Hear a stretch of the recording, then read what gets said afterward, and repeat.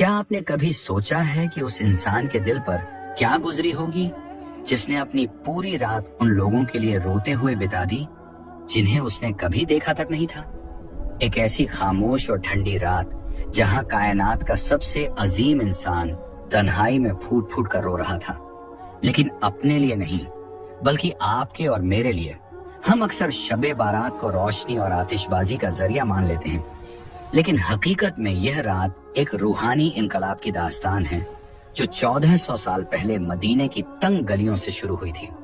हजरत मोहम्मद सल्लल्लाहु अलैहि वसल्लम की पूरी जिंदगी अल्लाह की बंदगी और उम्मत की फिक्र का एक ऐसा समंदर थी जिसकी गहराई को समझना ही इस रात की असल रूह है। शाबान का महीना आते ही आपके चेहरे पर एक अजीब सी बेचैनी और संजीदगी छा जाती थी।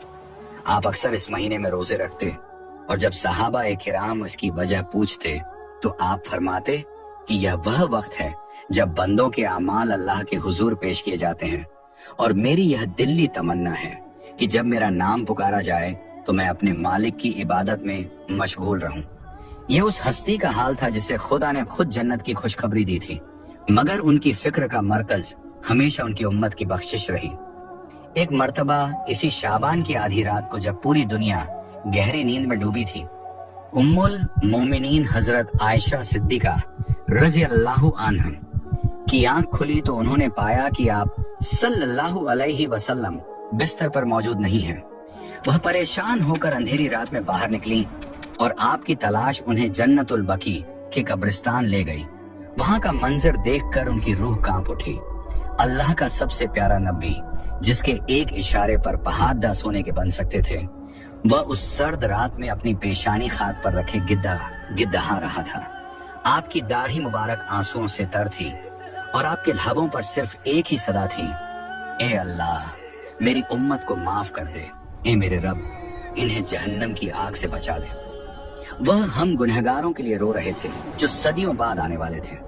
ये मंजर हमें चीख चीख कर यह बताता है कि शबे बारात का असली मकसद महज जागना या शोर मचाना नहीं, बल्कि अपनी अना और गुरूर को खाक में मिलाकर उस रब से अपने गुनाहों की माफी मांगना है जिसने हमें पैदा किया। नबी सल्लल्लाहु अलैहि वसल्लम की सीरत हमें सिखाती है कि इबादत महज रस्मों का नाम नहीं बल्कि अपने किरदार को बदलने का नाम है।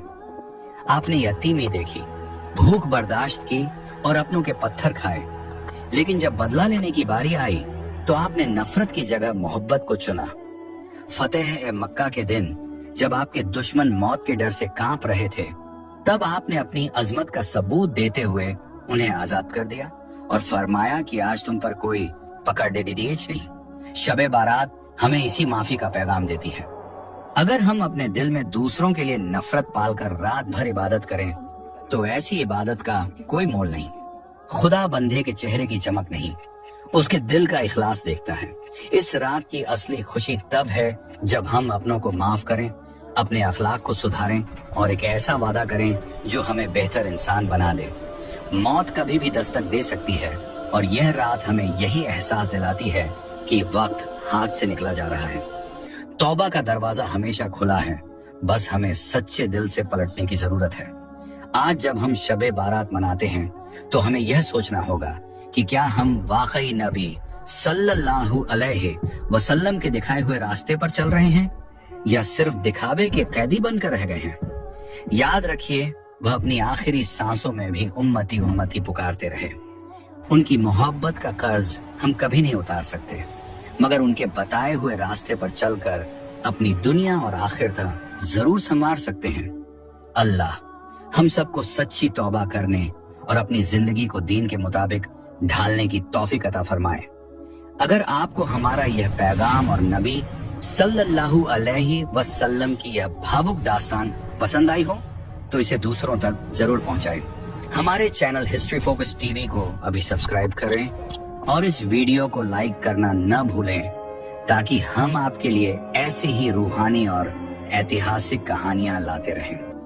आपका एक लाइक और सब्सक्राइब हमें और भी अच्छा काम करने का हौसला देता है। दुआओं में याद रखिएगा। शुक्रिया।